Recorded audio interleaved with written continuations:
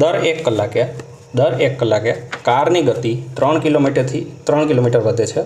જો પહેલાં 1 કલાકમાં 45 કિલોમીટરનું અંતર કાપવામાં આવ્યું હોય તો 15 કલાકમાં કુલ કેટલું અંતર કાપવામાં આવ્યું હશે. અહીંયા આપણે કુલ અંતર ગોતવાનું છે, બરાબર. તો કુલ અંતર શોધવા માટે આપણે એસએનના સૂત્રનો ઉપયોગ કરશું. ઓકે. તો સૌપ્રથમ પહેલાં તો આપણે જોઈ લઈએ કે પહેલાં કેટલું હતું 45. 45માં 3 વધે તો કેટલું થશે 48. એમાં 3 વધે તો કેટલું થશે 51. એમાં 3 વધે તો 54. પછી કેટલું થશે 57. પછી 60. પછી 63, 66, 69. પછી કેટલું થશે 72. પછી થશે 75. પછી થશે 78.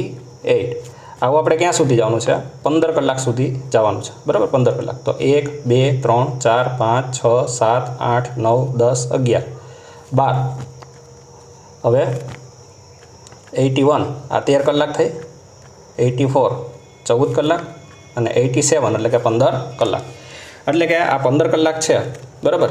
આ 15 કલાકમાં આપણે અહીંયા 87 સુધી હાલશે, પરંતુ આ 15 કલાક 15મી કલાક એટલું હાલે છે, બરાબર. આપણે તો કુલ અંતર શોધવાનું છે. તો કુલ અંતર શોધવા માટે આપણી પાસે સૂત્ર છે SN બરાબર N/2 A પ્લસ L, બરાબર. આ સૂત્ર છે આપણી પાસે સરવાળાનું, બરાબર.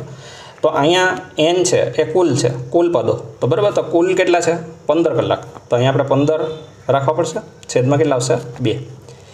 એનો મતલબ થાય પહેલું પદ, તો એનું મતલબ થાય પહેલું પદ એટલે અહીંયા કેટલા આવશે 45. L એટલે કે છેલ્લું પદ, તો અહીંયા આવશે 87, બરાબર. ચાલો, તો આપણે અહીંયા સરવાળો કરીએ 15/2.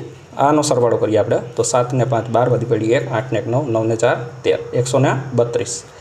હવે આપણે 132ના અડધા કરીએ, બરાબર. તો 2 6 12, 2 6 12 એટલે 66 ગુણ્યા 15, 66 ગુણ્યા 15. તો 66 ગુણ્યા 15 કરીએ તો 15 6 90, વધી પડી 9, 15 6 90, 90 ને 9 કેટલા થશે 990. ઇટ મીન્સ કે ટોટલ 15 કલાકમાં જે આ ગાડી ચાલે છે એ કેટલું અંતર કાપશે તો કે 990 કિલોમીટર અંતર કાપશે. કેટલું કાપશે 990 કિલોમીટર અંતર કાપશે. ક્લિયર.